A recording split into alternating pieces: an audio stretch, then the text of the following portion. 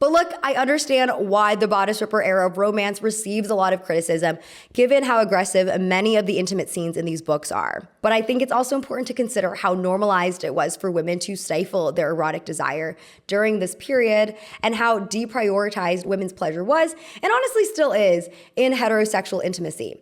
Romance novels were one of the few places where women could and still can read about and imagine intimate fantasies, even while a lot of those fantasies leaned on pretty messed up ideas about domineering men and submissive women. But, I also just don't believe that sexual interests have to uphold perfect politics. You can still be a feminist in your daily life, even if you like to read these books before going to bed. That's my hot take. I really like what Jessia Luther wrote for The Atlantic about this.